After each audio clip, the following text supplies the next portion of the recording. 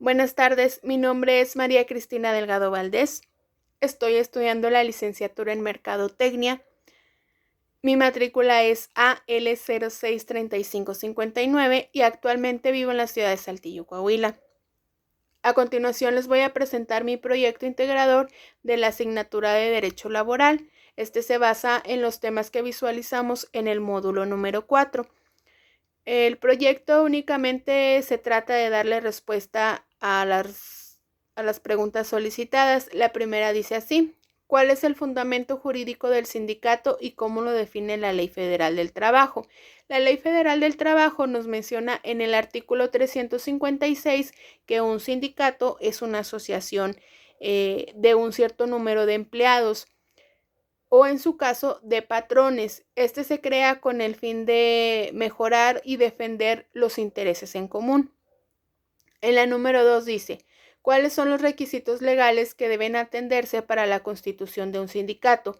Para que se pueda hacer la creación se tiene que hacer un previo registro, pero para poder constituirlo debe de contar con al menos 20 miembros activos y no puede existir otro sindicato dentro de la empresa con un número mayor a este.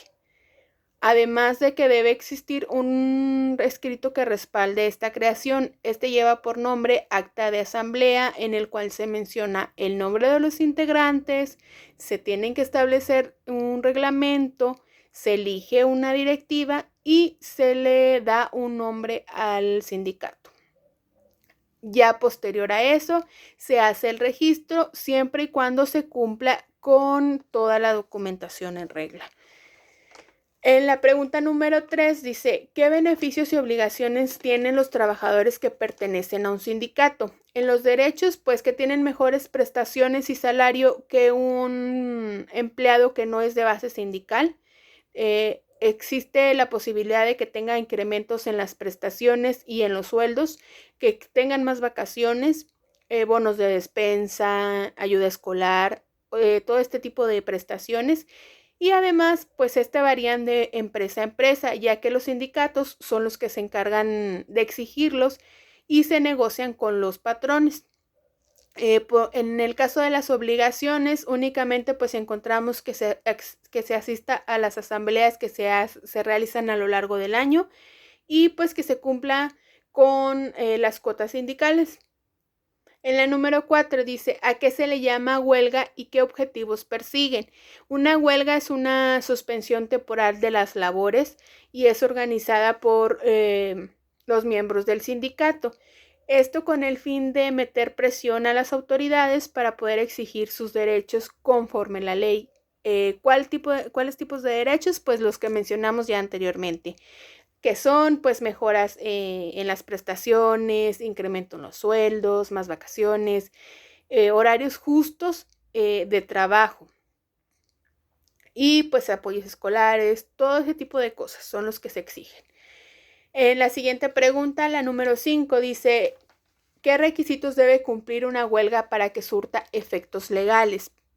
Los colaboradores deben realizar sus peticiones conforme a la ley y debe de ser por escrito, además de que se debe informar previamente cuándo se va a realizar la huelga, qué día y en qué horario.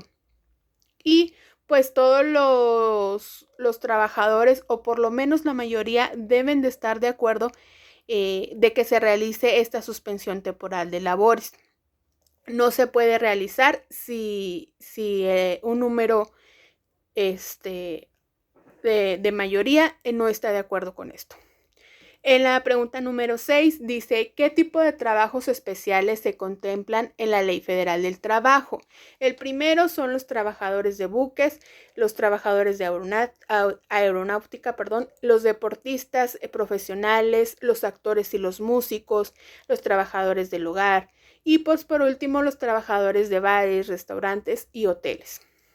La pregunta número 7 y la última de este proyecto dice: ¿cuáles son las autoridades laborales que existen en México y de qué se encarga cada una?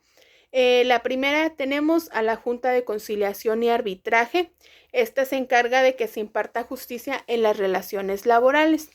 En la segunda tenemos la Procuraduría Federal de la defensa de los trabajadores.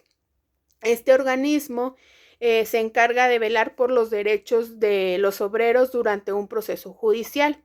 En la tercera tenemos a la Secretaría del Trabajo y de Previsión Social. Esta diseña, ejerce y además coordina todas las políticas públicas en materia de la generación de empleos. Y por último encontramos al Tribunal Federal de Conciliación y Arbitraje. Esta pues imparte justicia en materia laboral, pero respecto a los servidores públicos. De mi parte sería todo. Que tengan una excelente tarde. Muchísimas gracias.